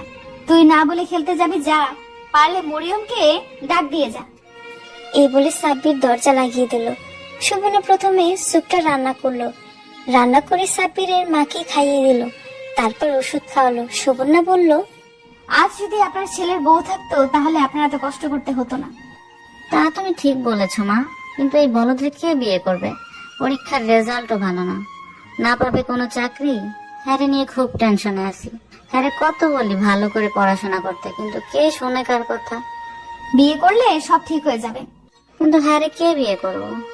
চাকরি নিয়ে টেনশন করতে হবে না, আমার ব্যাংকের কোন এক পোস্টে তারে ঢুকিয়ে দেবো, সমস্যা নেই। ওকে মা, সেটা পরে দেখা যাবে। এখন শরীরটা কেমন লাগছে? আগের থেকে অনেক ভালো। আন্টি তাহলে আমি যাই। বসো, আর একটু পরে যাও। ওকে। মা, তোমাদের ব্যাংক থেকে কি লোন নেওয়া যায়? লোন নিয়ে কি করবেন? তোমার আঙ্কেল একটা ফ্ল্যাট কেনার চিন্তা করছে। এভাবে আর কত অন্যের বাসায় ভাড়া থাকবো, তাই একটা ফ্ল্যাট কেনার চিন্তা ভাবনা করছে। কিন্তু ফ্ল্যাট কিনতে যে টাকা লাগে তা এখন তোমার আঙ্কেলের কাছে নাই। 10 লক্ষ টাকার মতো শর্ট পড়ে। এখন তোমার আঙ্কেল ভাবতেছে ব্যাংক থেকে টাকা লোন নেবে। লোন দেওয়া যাবে, এই বিষয়ে আমি আঙ্কেলের সাথে কথা বলবো। ওকে, তুমি আঙ্কেলের সাথে কথা বললো, অনেক উপকার হবে। আপনি কোনো টেনশন করিয়েন না, আমি আঙ্কেলের সাথে কথা বলতেছি। ওকে, যাও, যাওয়ার সময় মরিয়মকে ডাক দিয়ে যাও। ওকে। সুবর্ণা ঘর থেকে বেরিয়ে যায়। এমন সময় আবার সাব্বিরের সাথে দেখা। সাব্বিরকে দেখে সুবর্ণা ভেঙচি মেরে বলল, আমাকে ওই দিন নোংরা ভাষায় গালিগালাজ করছিলি না, সেই বিচার তোর করতেছি, কিছুদিন অপেক্ষা কর। কি গালিগালাজ করছি? যেটা সত্যি সেটাই তো বললাম। আবার এর শাস্তি আমি তোকে নিজ হাতে দেব। দেখবো নে, প্লিজ আমাদের বাসায় আইসেন না। আসবো না কেন, 100 বার আসবো। জানতো এখান থেকে। তোর মা বলছে মরিয়মকে ডাক দিতে। এই বলে মুখ ভেঙচি মেরে চলে আসলো সুবর্ণা। সুবর্ণা বাসায় এসে ভাবলো কাজ অর্ধেক হয়ে গেছে, এখন শুধু প্রস্তাব দেওয়া। আগে নিজে দিব, পরে আব্বার হাতে দেয়াবে। আমি সুবর্ণার আচরণ কিছুই বুঝতে পারছি না। ভাবছিলাম ওই দিন যে অপমান করলাম, তারপর থেকে আর আমাদের বাসার ত্রিসীমানায় দেখবো না। এখন দেখছি সে সারাক্ষণ আমাদের বাসায় থাকে। কি মুশকিল না করে আসতে, তারপরও বেহায়ার মতো বলে আসবে। আসলে আসুক, তাতে আমার কি। এদিকে আমার পরীক্ষা চলছে, পরীক্ষা কেন জানি ভালো হচ্ছে, মনটাও খুব ভালো। রাতে আমরা সবাই একসাথে বৈশা খাইতেছি। মা বলল, তোর আব্বা একটা ফ্ল্যাট কিনতে আছে। কোথায়? ওই যে সামনে দেখছিস না, একটা নতুন বাড়ি হচ্ছে, ওটাতে। বাড়ি বানানো প্রায় কমপ্লিট, আর বোধহয় 2-3 মাসের মতো লাগবে। কিন্তু টাকা? টাকা কিছু শর্ট পড়ে, সেই টাকা ব্যাংক থেকে লোন নিব। পাশের বাড়ির সুবর্ণার সাথে কথা বলছি, ও বলছে তাদের ব্যাংক থেকে দেয়া যাবে। লোন নেওয়ার কি দরকার? দেশের বাড়ি থেকে জায়গা বিক্রি করলেই তো হয়। ওই একই, দেখা যাক। আগে সুবর্ণার সাথে কথা বলে দেখি কি বলে। বুঝে হয় নেব, না হলে অন্য ব্যবস্থা করতে হবে। আমি ভাবলাম ভালোই হবে, নিজেদের একটা পার্মানেন্ট বাসা থাকলে। কিছুদিন পর পর বাসা চেঞ্জ আর ভালো লাগে না। আমি খেয়ে দিয়ে রুমে এসে পড়তে বসলাম। পরীক্ষা খুব ভালো করতে হলো। পরদিন পরীক্ষা দিয়ে আসার সময় নিলয় ভাইয়ের সাথে দেখা। নিলয় ভাই বলল, সাকিব, কি খবর, কেমন আছো? জি ভাই, ভালো। ইদানিং দেখতাছি সুবর্ণা তোমাদের বাসায় খুব আসা যাওয়া করতেছে, কারণটা তুমি জানো? না ভাই, মার সাথে দেখা করে ব্যাংক সম্পর্কে কি যেন কথা, এগুলো তেমন কিছু জানি না। ওরা বেশি প্রশ্রয় দিও না, তোমার জীবন শেষ করে ফেলবে। কিন্তু ভাই, আমি শুনলাম আপনার সাথে তার বিয়ে হওয়ার কথা, কিন্তু বিয়ে দেখি হলো না। আরে ওই মেয়েটাকে কে বিয়ে করতে যাবে? সে আমার জীবনটা শেষ করে দিয়েছে। সে এত পরিমাণ জ্বালিয়েছে আমারে, তা বলে শেষ করা যাবে না। আমি ভাবছিলাম বিয়ের পর জানি আমার কি করবে, সেই ভয়ে আমি তাকে বিয়ে করি নাই। কিন্তু ভাই, আমরা তো শুনলাম বয়স বেশি হওয়ার কারণে আপনি তাকে বিয়ে করেননি। সেটাও একটা কারণ আছে, কিন্তু সে আমাকে খুব প্যারা দিত। কিন্তু তার কাছে আপনি সারা জীবন ঘৃণার পাত্র হয়ে থাকবেন। আরে ছোট ভাই, জীবনে এরকম সমস্যা কিছু আসবেই, সেটা কোনো প্রবলেম না। তোমাকে আমি একটা সাজেশন দেই, তাকে সবসময় এড়িয়ে চলবা, না হলে তোমার জীবন শেষ করে দিবে। ওকে ভাই, আমি বাসায় আসলাম। এসে দেখি সুবর্ণা মার সাথে জমিয়ে আড্ডা দিচ্ছে। আমি আমার রুমে চলে আসলাম। নিলয় ভাইয়ের কথাগুলো মনে পড়ছে। সে খুব প্যারা দেয়। সেটা ঠিক, কিন্তু বয়স কোনো ফ্যাক্টর না। আমি বুঝতে পারছি না সুবর্ণা চাচ্ছেটা কি। সারাক্ষণ মার সাথে থাকে, দূর সেসব দেখে লাভ নাই। আমি আমার মতো থাকি। পরীক্ষা শেষ হলো, পরীক্ষা সবগুলো ভালো হলো, মনটাই অন্যরকম লাগছে। কলেজ থেকে ছুটি পাওয়া গেছে, এখন ভাবছি কিছুদিন শান্তি মতো রেস্ট করতে পারবো আর ঘুরতে পারবো। পরীক্ষা যেদিন শেষ করলাম, পরদিন আব্বা এসে বলল, কিরে তোর তো পরীক্ষা শেষ, যা তো গ্রামের বাড়ি থেকে ঘুরে আস। কেন, সেখানে কোনো কাজ আছে? জমিগুলো দেখে আসবি, মোট কতটুকু জমি আছে সেগুলো মাপতে হবে আর হিসেব করতে হবে। কত লক্ষ টাকা জমি আছে, ফ্ল্যাটের জন্য টাকা বের করতে হবে। তাই চিন্তা করলাম জমিটুকু বিক্রি করে ফেলি। কখন যাব? এখন চলে যা, আজকে সারা রাত থাইকে পরের দিন সন্ধ্যায় সেখান থেকে রওনা দিস। ওকে, আমি রেডি হয়ে দেশের বাড়ির উদ্দেশ্যে রওনা দিলাম। শোভনা পরের দিন ঠিক করলো সাব্বিরের মাকে বলবে। রীতিমতো দুপুরের পর শোভনা সাব্বিরদের বাসায় এসে হাজির। সাব্বিরের মা দেখে অনেক খুশি হলো। শোভনা বলল, এই নিন আন্টি। শোভনা আসার সময় শুটকি ভর্তা করে নিয়ে আসছিল। সাব্বিরের মা দেখে খুব খুশি হলো। শোভনা বলল, আন্টি একটা কথা বলার ছিল, কিন্তু সাহস হচ্ছিল না। সাহসের কি আছে? তুমি তো আমার মেয়ের মতোই, বলো কি বলবা। কি করে যে বলি। আরে বলো তো, লজ্জার কি আছে? আন্টি, সাকিবকে আমি বিয়ে করতে চাই। আন্টি শোভনার এমন কথা অপ্রস্তুত হয়ে যায়। কিছুক্ষণ শোভনার মুখের দিকে তাকিয়ে থাকে।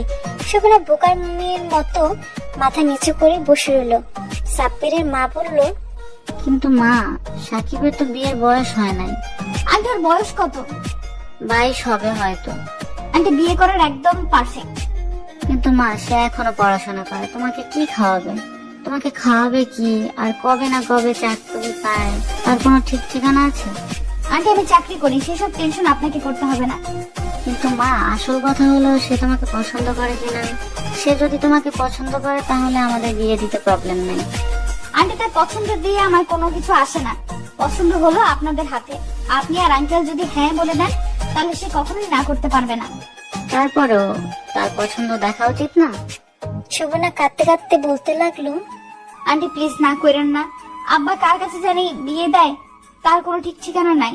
এমনও হতে পারে আমার সারা জীবন কুমারী হয়ে থাকতে হবে। প্লিজ আন্টি না করেন না। শোভনার চোখের পানি দেখে সাব্বিরের মা এসে শোভনাকে জড়িয়ে ধরলো। শোভনা সাব্বিরের মাকে জড়িয়ে ধরে আরো জোরে জোরে কাঁদতে লাগলো। সাব্বিরের মা বলল, কেঁদো না মা, কেঁদো না। এর জন্য কাঁদতে হবে? আমি তোমার আঙ্কেলের সাথে কথা বলবো। শোভনার চোখের পানি মুছে বলল, প্লিজ আন্টি না করেন না। আপনি তো আমার মায়ের মতো। আপনি কি আপনার মেয়ের এমন কষ্ট সহ্য করতে পারতেন? সুবর্ণা, আমি তো বলছি তোমার আঙ্কেলের সাথে কথা বলবো, আর সাকিবকে জিজ্ঞেস করি তার কি মত। প্লিজ আন্টি, সাকিবকে এই সম্পর্কে কিছু বলবেন না। কেন? আমি তাকে সারপ্রাইজ দিতে চাই। আমি এটা করতে পারবো। সে তোমাকে বিয়ে করবে, তার মত অবশ্যই থাকতে হবে। না আন্টি, তাকে প্লিজ বলবেন না। আপনি আর আঙ্কেল রাজি থাকলেই হবে। ওকে, তোমার আঙ্কেলকে জিজ্ঞাসা করে দেখি। আন্টি প্লিজ না করেন না। আন্টি আপনার পায়ে পড়ি। আরে কি করছো? ওকে, তুমি আগামীকাল তোমার বাবা আর মাকে নিয়ে আমাদের বাসায় এসো। ওকে তাহলে আন্টি আমি এখন যাই। ওকে। শোভনার খুশি ধরে না। সাব্বিরের মা ম্যানেজ করে ফেলেছে। এখন শুধু সাব্বিরের বাবা হ্যাঁ বললেই হলো। সাব্বির তুই রেডি থাক, তোর খবর আছে। এই সবগুলোর বিচার করব বাসর রাতে। পরের দিন যখন দেখলো সাব্বির পরীক্ষা দিয়ে বের হচ্ছে, তখন শোভনা তার মা আর বাবাকে নিয়ে সাব্বিরদের বাসায় হাজির। শোভনার বাবাকে শোভনা আগে থেকেই সবকিছু বলে রেখেছিল। ভেতর ঢুকে সালাম দিল শোভনা। আঙ্কেল কেমন আছেন? জি ভালো। আঙ্কেল আমার আব্বা আর আম্মু। ভেতরে আছেন, ভিতরে আছেন। শোভনা আর শোভনার বাবা আর মাকে নিয়ে ভিতরে ঢুকলো। সাব্বির মা সবাইকে হালকা নাস্তা দিল। শোভনার আব্বু বলল, আমার মেয়েটা আপনার ছেলেকে বিয়ে করতে চায়, আপনার কি মত? সাকিবের মা আমাকে রাতে এই বিষয়ে বলেছে। এখানে আমার কি বলার আছে? বিয়ে করবে ওরা দুজন, ভবিষ্যতে সংসার করবে ওরা। এখানে আমি কি বলবো? এক্ষেত্রে সাকিব যদি রাজি থাকে, সাকিবের যদি সুবর্ণাকে পছন্দ করে, তাহলে আমার কোনো সমস্যা নেই। কিন্তু সুবর্ণা চাচ্ছে সাকিবকে না বলে বিষয়টা শেষ করতে। না, আমি সাকিবের মত না নিয়ে কোনো কিছু সিদ্ধান্ত নিতে পারবো না। পরে কোনো সমস্যা হলে সাকিব বুঝবে আমাদের। আরে থাক না, সমস্যা হবে কেন? সুবর্ণা মা তো খুব ভালো একটা মেয়ে। ভালো মেয়ে সেটা তো জানি, এই সমাজ তার মতো ভালো মেয়ে পাওয়া মুশকিল। কিন্তু সাকিবের তো একটা মত প্রকাশের স্বাধীনতা আছে, তাকে অবশ্যই বলতে হবে। আপনি বললে সাকিব কখনোই না করতে পারবে না। জানি না করতে পারবে না, হেরে তো জিজ্ঞেস করতে হবে। শোভনা হাসতেছে, সাব্বির আব্বা রাজি হচ্ছে না। শোভনা সাব্বিরের আব্বার পায়ে ধরে কাঁদতে কাঁদতে বলতে লাগে, আঙ্কেল প্লিজ এমন করেন না, আমার মতো অভাগা মেয়েকে আপনি ফিরিয়ে দিয়েন না প্লিজ আঙ্কেল। আমি সব সময় তার বাধ্য হয়ে থাকবো, তাকে কখনো কষ্ট দিব না, সে যা বলবে তাই করব। প্লিজ আঙ্কেল আমাকে ফিরিয়ে দিয়েন না। সাব্বির আব্বা সাব্বিরের মার মুখের দিকে তাকালো। তারপর সাব্বির আব্বু বলল, মা প্লিজ কেঁদো না, ওঠো। আমি কথা দিলাম তোমার সাথে সাকিবের বিয়ে দেবো, তুমি যেভাবে বলবে সেভাবে। সাব্বির মা এসে শোভনাকে উঠিয়ে নিয়ে গেল। শোভনার আব্বু বলল, তো ভাই আমি চাচ্ছি যত তাড়াতাড়ি কাজটা সম্ভব হয়ে যায়। সেটাই হোক। আমার মাথায় একটা আইডিয়া আসছে, যেটা হলো আমি শুনলাম সাকিবের এখন পরীক্ষা চলছে, পরীক্ষা শেষ হলেই তাকে একদিনের জন্য দেশের বাইরে পাঠিয়ে দিন। এই দিনের ভিতরে আমরা কাজ সেরে ফেলতে চাই। ওকে, তাই হোক। আব্বা পকেট থেকে একটা খাম বের করে সাব্বিরের আব্বার দিকে এগিয়ে দিয়ে বলল, বেন, আমার মেয়ের থেকে শুনলাম আপনি একটা ফ্ল্যাট কিনতেছেন, প্লিজ এটা গ্রহণ করুন। সাব্বিরের আব্বা কৌতূহল বশত খামটা হাতে নিয়ে খুলে দেখলো 10 লক্ষ টাকার একটা চেক। অবাক হয়ে প্রশ্ন করলো, বিয়ান, এটা আমি গ্রহণ করতে পারবো না, কারণ তাহলে আপনি আমাদের টাকা দিচ্ছেন, আপনার মেয়েকে দেন নাই। বেন, সেরকম কিছু না, আমাদের পক্ষ থেকে এটা হাদিয়া, আর আপনি তো জানেন হাদিয়া ফিরে দিতে নেই। তারপরেও এটা আমি গ্রহণ করতে পারবো না। এমনিতে আপনার মেয়ে আমার জন্য অনেক বড় কিছু, প্লিজ এটা আমি গ্রহণ করতে পারবো না। দয়া করে এটা গ্রহণ করুন। সাব্বিরের বাবা কি যেন ভাবলো, তারপর বলল, সুবর্ণা মা, তুমি এটা রাখো পরে, তুমি এটা সাকিবকে দিও, দেখো সাকিব গ্রহণ করে কিনা। জি আঙ্কেল। তাহলে বিয়ায় আমি উঠি, আমার একটু বের হতে হবে, আপনারা সবাই লাঞ্চ করে যাবেন। আমারও একটু বের হতে হবে। শোভনা সাব্বিরের মায়ের বাবার পায়ে ধরে সালাম করলো। শোভনা খুশি ধরে না, মরিয়ম যেন খুশিতে। আজ থেকে সাব্বিরের বিয়ে হবে, মরিয়ম খুশি শেষ। বিয়ে হওয়ার আগে ভাবি রাখা শুরু করলো। যথারীতি দিন সাব্বির পরীক্ষা শেষ হলো। পরের দিন সাব্বিরকে যখন দেশের বাড়িতে পাঠিয়ে দিয়েছে, সেদিন থেকে বাড়ি সাজানো হয়েছে। পরের দিন যেদিন সাব্বির আসবে, কথা হয়েছে সাব্বির আসতে আসতে সন্ধ্যা হবে। সন্ধ্যার সময় কাজী ডাকলো। সুবর্ণা যথারীতি কবুল বলে দিল। আর কবুল বলবে না কেন? যার জন্য এত কষ্ট করলো তার জন্য কবুল বলতে কিসের আপত্তি? সুবর্ণা সাব্বিরের ঘরে মাথায় ঘোমটা দিয়ে বসে রইল সাব্বিরের অপেক্ষায়। আমি ভাবি এসব কাজ কেন আমাকে দেয়। যেদিন গিয়েছিলাম পরদিন জমিটুকু মাপলাম অনেক কষ্টে, মেপে হিসেবে করে বিকালের দিকে ঢাকার উদ্দেশ্যে রওনা দিলাম। বাড়ি থেকে ফোন করলে বলে দিলাম আসতে সন্ধ্যা হবে। আমি ঘন্টা 2 জার্নি করে ঢাকায় পৌঁছালাম। পৌঁছে বাড়ির উদ্দেশ্যে রিক্সা নিয়ে রওনা দিলাম। বাসায় পৌঁছে দেখি অনেক জুতা দরজা খোলা আছে। দেখি আমাদের ফ্ল্যাটটা সুন্দর করে সাজানো হয়েছে। আমি ভাবলাম আজকে আবার কিসের অনুষ্ঠান, তাহলে কার বার্থডে খেয়াল করে দেখলাম আমার বার্থডে না, মরিয়মের বার্থডে না, তাহলে কিসের অনুষ্ঠান চেয়ে দেখি সামি আর তার গার্লফ্রেন্ডও আছে। সামি আমার কাছে আসলো আর বলল, দোস্ত না গিয়ে গোসল করে নতুন কাপড় পরে রেডি হো। মানে কি? কি হয়েছে? কিসের অনুষ্ঠান? তোর বিয়ে আজকে। আমি সামির কথা শুনে অবাক। কি? আমার বিয়ে? মজা করিস তুই? তোর কি এসব দেখে মজা মনে হচ্ছে? যা দোস্ত গোসল করে রেডি হো। আমার বিয়ে? আমি বিশ্বাস করতে পারতেছি না। আর কার সাথে? বাসর ঘরে ঢুকে দেখতে পারবি। দেখি মা আসছে। মা বলল, এত দেরি করে আসলি কেন? যা গোসল করে রেডি হ। মা কিসের অনুষ্ঠান? সামি বলল আমার নাকি বিয়ে। এটা কি সত্যি? সত্যি। কার সাথে? আমি বিয়ে করব না। তোরে কি বলছি বিয়ে করতে? তোরে বলছি গোসল করে রেডি হতে। এই বলে মা চলে গেল। সামি বলল, দেখলে, যা এখন গোসল করে রেডি হো। এই বলে সামি একটা লুঙ্গি দিয়ে ধাক্কা দিয়ে বাথরুমে ঢুকিয়ে দিল। আমি বাধ্য হয়ে বাথরুমে ঢুকলাম। কি হচ্ছে কিছুই বুঝতে পারছি না। আমি বিয়ে করব না, তাই ভাবলাম আজকে সারা রাত বাথরুমে কাটিয়ে দিব। কিছুক্ষণ পর স্বামী ডাকাডাকি শুরু করলো, মাও ডাকাডাকি শুরু করলো। আমি বললাম, মা বিয়ে করব না। আর কার সাথে বিয়ে হচ্ছে সেটা বলো আগে। তুই বিয়ে করবি না, তোর ঘাড়ে করবে। তোরে 5 মিনিট টাইম দিচ্ছি। 5 মিনিটের ভিতরে তুই বাথরুম থেকে বের না হলে দরজা ভেঙে তোরে বের করবো। কি করব বুঝতে পারছি না। আমি গোসল করে বাথরুম থেকে বের হলাম। বের হলে স্বামী আমাকে নতুন কাপড় দিল পরার জন্য। একেবারে জামাইয়ের পোশাক। আমি বাধ্য হয়ে জামাইয়ের পোশাক পরে ঘর থেকে বের হলাম। দেখি আব্বাও আসছে। আমার মাথা কোনো কাজ করছে না, কি হচ্ছে আমার সাথে, কার সাথে আমার বিয়ে হচ্ছে। সুমনার সাথে না না না, এ হতে পারে না। সুমনার সাথে বিয়ে হওয়ার থেকে ভালো সারা জীবন বিয়ে না করে থাকা ভালো। স্বামী আমাকে কাজীর সামনে বসালো। কাজী দোয়া পড়লো আর বললো কবুল বলতে। আমি কবুল বলতাম না, ঠিক করে রাখলাম, যত কিছুই হোক আমি কবুল বলবো না। মা এত করে বলতে লাগলো কবুল বলতে, আমি কোনো কথাই কানে নিচ্ছি না। অবশেষে আব্বা বলল কবুল বলতে। আমি মার মুখের দিকে তাকালাম, দেখি মা বলছে কবুল বলতে। আব্বার মুখের দিকে তাকালাম, দেখি আব্বাও বলছে কবুল বলতে। মনে মনে ভাবলাম আব্বার আম্মা যেহেতু বলছে কবুল বলতাম, তাহলে সমস্যা কি? আর আব্বা মা তো আমার জন্য কখনো খারাপ মেয়ের সাথে বিয়ে দিবে না। আব্বা আর মার মুখের দিকে তাকিয়ে আমি কবুল বলে দিলাম। সবাই একযোগে উঠলো আমিন। আমি কাগজে সিগনেচার করলাম। আমাকে সবাই মিষ্টি খাওয়ালো। এদিক সেদিক ঘুরে আমি আমার ঘর মানে বাসর ঘরে ঢুকলাম। দেখি খুব সুন্দর করে বাসর ঘর সাজানো হয়েছে। দেখি খাটের মাঝখানে একটা মেয়ে বসে আছে, মাথায় ঘোমটা দিয়ে। আমি পায়ে হেঁটে খাটের এক কোণে বসলাম। আমি আমার কাপা কাপা হাতে মেয়েটার ঘোমটা উঠালাম। ঘোমটা উঠিয়ে যা দেখলাম তা আমার পক্ষে মেনে নেওয়া সম্ভব না। দেখি আমার চিরচেনা শত্রু সুবর্ণা। Season 1 complete.